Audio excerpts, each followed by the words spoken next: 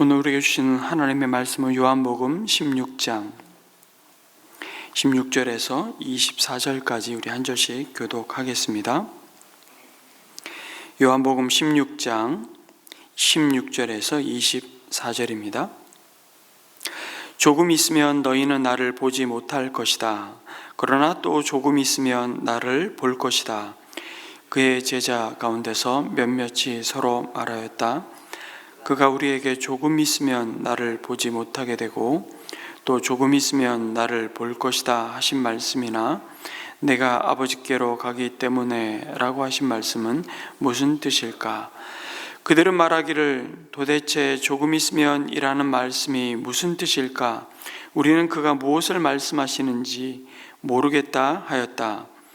예수께서는 제자들이 자기에게 물어보고 싶어하는 마음을 아시고 그들에게 말씀하셨다. 내가 조금 있으면 너희가 나를 보지 못하게 되고 또 조금 있으면 나를 볼 것이다 한 말을 가지고 서로 논의하고 있느냐? 내가 진정으로 너희에게 말한다. 너희는 울며 애통하겠으나 세상은 기뻐할 것이다. 그러나 너희가 근심에 쌓여도 그 근심이 기쁨으로 변할 것이다. 여자가 해산할 때에는 근심에 잠긴다. 진통할 때가 왔기 때문이다. 그러나 아이를 낳으면 사람이 세상에 태어났다는 기쁨 때문에 그 고통을 더 이상 기억하지 않는다. 이와 같이 지금 너희가 근심에 쌓여 있지만 내가 다시 너희를 볼 때에는 너희의 마음이 기쁠 것이며 그 기쁨을 너희에게서 빼앗을 사람이 없을 것이다. 그날에는 너희가 나에게 아무것도 묻지 않을 것이다. 내가 진정으로 너희에게 말한다. 너희가 아버지께 구하는 것은 무엇이나 아버지께서 내 이름으로 주실 것이다. 같이 읽습니다. 지금까지는 너희가 아무것도 내 이름으로 구하지 않았다. 구하여라. 그러면 받을 것이다. 그래서 너희의 기쁨이 넘치게 될 것이다. 아멘. 예수님은 제자들에게 이제 조금 있으면 자신을 보지 못할 것이라고 말씀하시죠. 그런데 그게 무슨 의미인지를 제자들은 알 수가 없었습니다. 그런데 또 조금 있으면 나를 볼 것이라고 말씀을 이어가시니까 이건 또 무슨 말씀인가? 예수님은 십자가에 달려 죽으심과 그의 부활하심에 대해 말씀하셨지만 제자들은 알아들을 수가 없으니 어리둥절할 수밖에 없었던 것입니다. 제자들로서는 주님의 이 말씀이 수수께끼 같은 표현이었죠. 이런 상황을 바라보는 제자들의 마음을 18절에 요한은 이렇게 증거하죠. 도대체 조금 있으면 이라는 말씀이 무슨 뜻일까? 우리는 그가 무엇을 말씀하시는지 모르겠다. 뭔지는 모르겠는데 왠지 불안하고 답답한 그들 안에 무겁게 내리누르고 있는 그 어떤 불안함과 긴장감이 그리고 혼란스러움이 휘감고 있는 모습을 보여주는 것입니다. 우리야 이미 성경을 통해서 주님의 죽으심과 부활과 또 승천과 또 성령의 오심을 다 알고 있지만 제자들은 아직 경험하지 않았기에 여전히 그 영적인 눈이 열리지 않는 상황 가운데 놓여 있는 모습입니다. 여러분, 예수님의 십자가와 그 부활 사이의 그 시간, 간격, 그리고 그 이후에 보혜사 성령님이 오셔서 모든 것을 밝히 드러내시고 진리를 바르게 깨닫게 되는 그 사이에 놓여 있는 모습은 우리에게도 종종 경험되는 삶의 모습이 아닐까 싶습니다. 지금은 다 헤아릴 수 없는, 이해되지 않는 사건들, 여전히 해석되지 않는 고난과 아픔을 끌어안고 있는 삶의 모습이라고 말할 수 있을 겁니다. 그러나 그 시간들이 부활을 지나 비로소 영광의 빛 가운데 바라보게 될 때 우리는 기뻐하지 않을 수 없고 찬양하지 않을 수 없고 감사하지 않을 수 없는 그 순간들이었음을 경험하게 되는 것입니다. 어려운 고난과 근심과 또 끊임없이 밀려오는 염려와 두려움의 상황 그 한가운데에서는 하나님의 뜻이 도대체 보이지 않고 이 고난이 해석되지 않지만 우리 모두가 죽음을 이기시고 그리스도와 함께 다시 산 자들임을 부활의 빛 가운데 바라보면서 우린 비로소 우리의 두려움이 변하여 내 기도가 되고 전날의 한숨이 변하여 내 노래가 되었네 라고 우리는 찬송하는 것입니다. 20절에 너희는 곡하고 애통하겠으나 세상은 기뻐하리라고 말씀하시죠. 무슨 말입니까? 주님이 십자가에서 돌아가심으로 제자들은 곡하고 애통한다는 뜻이죠. 그리고 그걸 보며 예수님을 십자가에 못 박은 대제사장과 종교 지도자들은 자기들이 이겼다고, 자기들이 옳았다고 기뻐한다는 것입니다. 하지만 이어지는 주님의 말씀은 너희는 근심하겠으나 너희 근심이 도리어 기쁨이 되리라고 약속하십니다. 예수님이 부활하시고 성령님이 오실 것이기 때문이죠. 바로 우리를 인내케 하는 이 믿음의 비밀은 바로 그 소망이라는 사실입니다. 현재의 고난은 그래서 장차 우리가 누리게 될 영광과 좋게 비교할 수 없다고 주님은 말씀하십니다. 사망이 죽임을 당한 그 부활의 날을 그렇게 우리는 매 주일로 우리는 지키면서 이제 우리의 남겨진 이 땅의 삶이 결코 방랑자가 아니라 순례자의 삶일 수밖에 없음을 확인하게 되는 것이죠. 그 무엇도 빼앗을 수 없는, 가로막을 수 없는 기쁨을 선물로 받은 자들임을 우리는 매 주일을 하나님 앞에 우리도 언젠가 부활할 것을 소망 가운데 바라보면서 확인하는 것입니다. 그리고 순례자로 살아가도록 도우시는 그 하나님의 은혜를 맛보는 자리가 바로 23절과 오늘 24절의 약속 가운데 우리에게 주어집니다. 그것이 바로 하나님 아버지께 무엇이나 주님의 이름으로, 예수님의 이름으로 구하는 기도에 응답하시는 은혜를 경험하는 것이죠. 너희가 아버지께 구하는 것은 무엇이나 아버지께서 내 이름으로 주실 것이다. 지금까지는 너희가 아무것도 내 이름으로 구하지 않았으나 구하여라. 그러면 받을 것이라고 약속하십니다. 그래서 너희의 기쁨이 넘치게 될 것이라고 말씀하시죠. 얼마나 놀라운 선물인지 모릅니다. 그런데 우리는 이 구절만 따로 떼어서 무엇이든지 구하는 것을 다 주신다는 약속만 붙들려는 경향이 있죠. 하지만 이 기도의 약속은 앞에 문맥과 떼어서 생각할 수 없습니다. 이 약속은 성령을 받고 예수님의 증인된 삶을 살고자 하는 제자들에게 주시는 약속이죠. 개인의 욕망을 채우고자 하는 그 원함과 우리의 바램을 다 들어주시겠다는 약속이 아닙니다. 주님은 제자들이 성령을 받은 이후에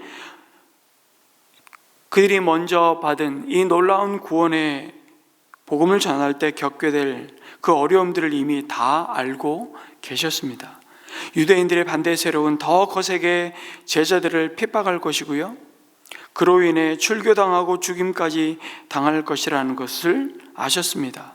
그래서 주님이 제자들에게 기도해 전신갑주, 이 영적인 무기를 쥐어 주시는 것이죠. 담대히 복음을 전할 수 있도록 증인의 삶을, 이 믿음의 경주를 달려가며 그 닥칠 환난과 고난 속에서도 기쁨을 잃어버리지 않도록 그들이 구할 때 그들의 믿음을 지켜주시고 그들의 슬픔과 애통함을 찬송으로 바꾸게 하시겠다는 그 약속을 주고 계십니다. 주님은 오늘도 예수님의 제자로 사는 자들이 기쁨을 잃어버리기를 원치 않으십니다. 그래서 기도에 그 무기를 주시고 구하는 것을 받게 하심으로 우리 안에 세상이 줄 수 없고 빼앗을 수 없는 기쁨이 충만하기를, 그 하늘의 기쁨이 이 믿음의 길을 흔들리지 않고 걸어가도록 우리를 도우시는 하나님의 은혜로 임하는 영광을 경험하게 하시는 것이죠. 그런데 여러분, 그걸 차지하고라도 우린 기도가 뭘까? 하나님 우리 아버지시고 우리가 그분의 사랑받는 자녀라는 그 관계 속에서 생각해 보아도 오늘 예수의 이름으로 구하면 무엇이든지 주리라는 이 말씀은 이해가 됩니다. 여러분, 램프의 요정 지니의 모습처럼 세 가지만 들어주는데 우리 예수님은 그런 것도 없잖아요. 그러니까 몇 가지라는 말도 없습니다. 다 들어주시겠다고 마치 백지수표를 주시는 것 같습니다. 이 말씀을 들으면 너무 좋지요. 그래서 이 말씀대로 많은 분들이 구합니다. 여러분, 예수님이 이 말씀하실 때 무엇이든지 구하라, 이 말씀은 진심이시죠. 거짓말하신 것이 아니지 않습니까? 진짜 무엇이든지 다 구하면 들어주시겠다고 진심으로 하신 말씀입니다. 그런데 그렇다고 진짜 아무거나 구하면 될까요? 주님이 거짓말하신 게 아니니까. 예를 들면 우리 자녀들이 어렸을 때 생일에 우리 부모님들이 선물 뭐 받고 싶어 물으면 우리 부모님들이 이렇게 꼭 약속을 하더라고요. 아무거나 얘기해봐. 그 아이의 수준에서 이제 뭐든지 요구해봐. 아빠가 다 들어줄게. 저도 그렇게 얘기합니다. 어렸을 때. 제가 거짓말하는 거 아니잖아요. 부모는 진심으로 하는 얘기일 겁니다. 근데 여기에 전제가 있죠. 그건 아버지와 자녀 사이의 관계에서 하는 얘기거든요. 그리고 자녀들이 합당한 것을 구할 것이라는 기대가 있으니까 이 말을 하는 것이죠. 근데 우리 자녀가 갑자기 초등학생 자녀가 아빠 이번 생일에는 나 차 한 대 사줘. 이래봐요. 그거 들어줄 수 있나요? 일단 저 같으면 능력도 안 되지만 능력을 떠나서 합당하지 않은 것을 구하는 자녀에게 정말 무엇이든지 줄 수 있나요? 아니죠. 램프 요정 지니는 관계가 없기 때문에 정말 아무거나 다 들어줍니다. 뭘 들어줘도 그 결과가 어떤지 관심이 없습니다. 그리고 상관할 게 뭐가 있습니까? 3번 소원 들어주면 그냥 끝나는데. 그러나 하나님은 우리 아버지 되시죠. 아버지가 자식이 합당하지 않은 것을 구하는데 어떻게 들어줄 수 있겠습니까? 근데 자식마다 구하는 게 합당하지 않은 안타까움을 보는 것이죠. 하나님의 마음이 오히려 상하는 것입니다. 우리가 이거를 그 관계 안에서 기도를 생각할 때 이해가 됩니다. 하나님께서 우리에게 백지수표를 주신 거 맞습니다. 진심으로 주셨습니다. 정말 들어주시려고 사랑으로 주셨습니다. 그런데요, 우리가 자꾸 잘못 구하는 거 있죠. 들어줄 수 없는 것만 때로는 구하는 우리의 어리석음을, 미성숙함을 마주하게 됩니다. 유익할 줄 알았는데 막상 들어주면 유익하지 않은 것들만 때로는 구하죠. 사람들이 계속 잘못 구해놓고는 하나님이 안 들어주신다고 약속 어기신다 서운해하고 섭섭하고 원망합니다. 아니고요, 오히려 하나님의 마음이 아프고 속상합니다. 하나님들이 사랑으로 정말 아무거나 구하라고, 좋은 것 좀 구하라고 했더니 대부분 우리 육신의 정욕을 따라 잘못 구한다고 주님은 말씀하셨습니다. 내 기도를 돌아보는, 어쩌면 말씀을 오늘 우리에게도 주고 계시다는 생각을 해보게 됩니다. 또 하나 우리가 고려해야 될 게 있지 않습니까? 하나님은 나만의 아버지가 아니지 않습니까? 하나님은 온 우주의 아버지가 되시죠. 온 우주의 통치자가 되시죠. 그런데 마치 나만의 아버지인 것처럼 구하면 하나님이 들어주실 수 있을까요? 없을까요? 하나님이 우리 편 이기게 해달라고 기도하고 전쟁에 나섭니다. 하나님이 어떻게 하셔야 될까요? 우리 여기도 내 자식이고 저기도 내 자식인데 둘이 싸우면서 서로 이기게 해달라고 그러면 그 기도를 하나님이 들어주실 수 있을까요? 없을까요? 제발 스포츠 경기 보면서 우리 팀이 이기게 해달라고 기도 좀 하지 마시기 바랍니다. 하나님 참 곤란하십니다. 하나님은 모두의 하나님이시거든요. 여러분, 그 유명한 영화를 한번 보셨습니까? 브루스 올마이티. 굉장히 좋은 영화입니다. 짐 캐리가 주연한. 그 브루스가 하나님의 역할을 거기서 감당하지 않습니까?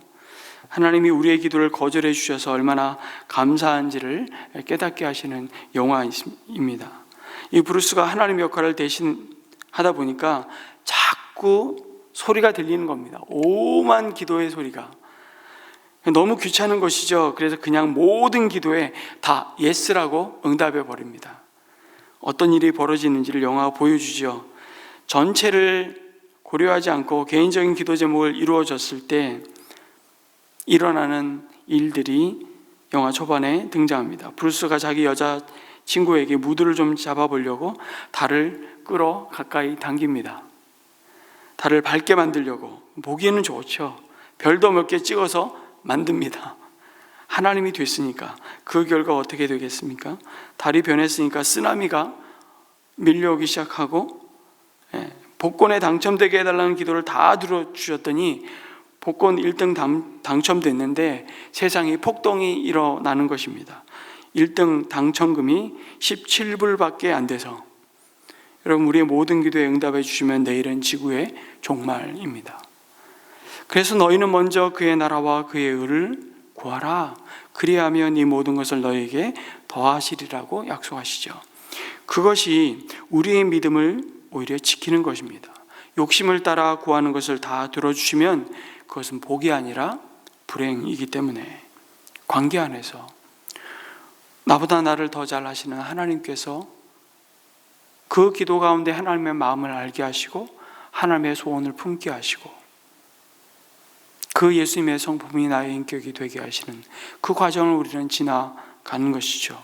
오늘 말씀 이후로 진짜 주님이 무엇인지 원하는 대로 주겠다고 했는데 제대로 구하는 은혜가 있기를 주님의 이름으로 축복합니다. 믿음을 구하십시오. 성숙을 구하십시오. 사랑을 구하시고 진짜 부흥을, 우리 영혼의 회복을 구하면 좋겠습니다. 무엇보다 하나님 자신을 구하십시오.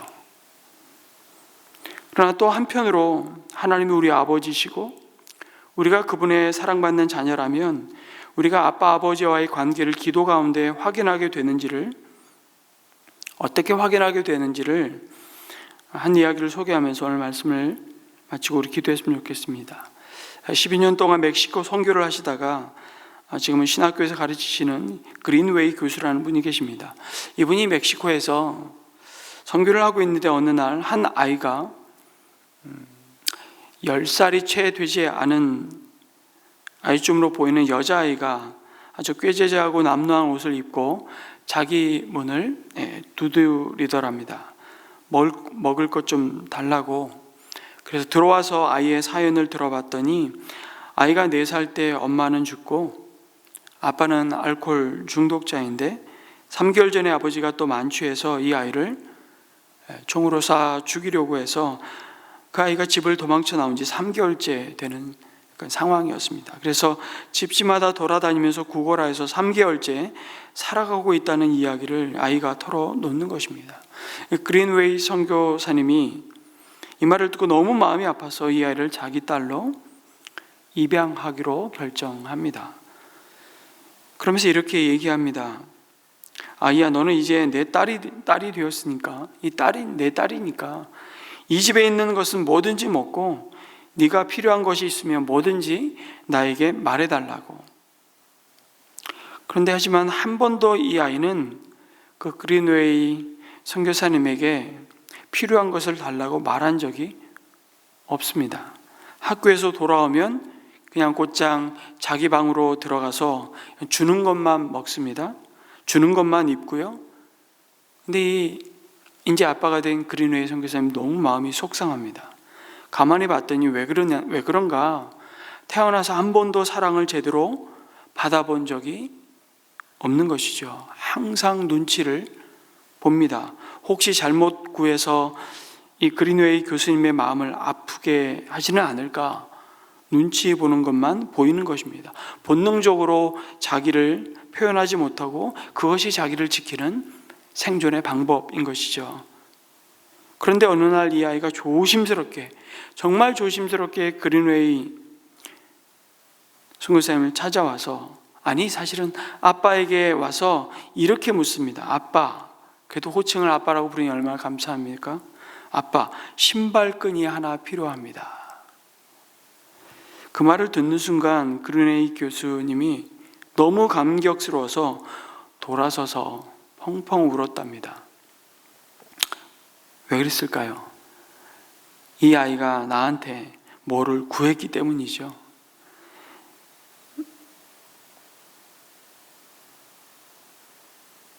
나를 아버지로 생각하고 내게 무엇을 구했다는 것이 너무 감격이 된 것입니다. 여러분, 이게 하나님 우리 아버지와 사랑받는 자녀의 관계를 설명하는 기도 아닐까요? 기도가 무엇입니까? 하나님과 나 사이의 관계가 있다는 것입니다. 내가 하나님의 자녀라는 사실이죠. 그래서 구하라는 것입니다. 예수님이 무엇이든지 구하라고 했습니다. 여러분, 어린 자녀들이 엄마 아빠에게 무엇이든지 구합니다.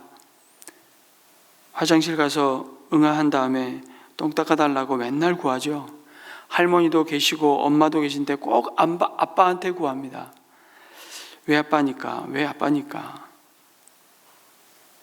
그때 만약 아기들이 이렇게 더러운 걸 아버지께 부탁하면 안 되지, 그리고 3살짜리가 그렇게 나오면 그 이상한 거죠.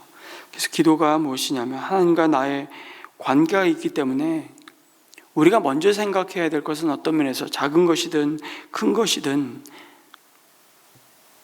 시급한 것이든 사소한 것이든 아버지에게 얘기하는 것입니다. 이게 기도라는 생각을 해보게 됩니다. 그러나 또한 아버지가 자식이 구하는 것을 다 줄 수가 없습니다. 우리 아들이 아무리 칼을 달라고 해도, 불을 달라고 해도 줄 수가 없는 것처럼 정말 자녀를 사실은 사랑하니까 거절하시죠.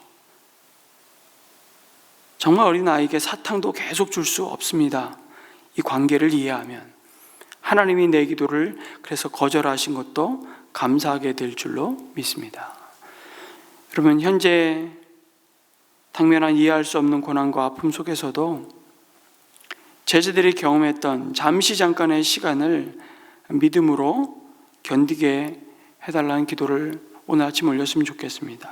눈앞의 근심에 두려움에 매몰되지 않고 죽음을 이기신 예수 그리스도의 부활의 빛 안에서 그 빛 가운데 나의 슬픔이 변하여 노래가 될 것을 신뢰하게 해달라고 기도했으면 좋겠습니다. 그것은 막연한 낙관이 아니라 우리 안에 계신 거룩한 성령께서 주시는 확실한 소망을 품고 우리가 이 땅을 방랑자가 아니라 거룩한 순례자로 살아가며 세상이 빼앗을 수 없는 하늘의 기쁨을 충만히 누리게 하시겠다는 약속에 기초해 있는 것이죠.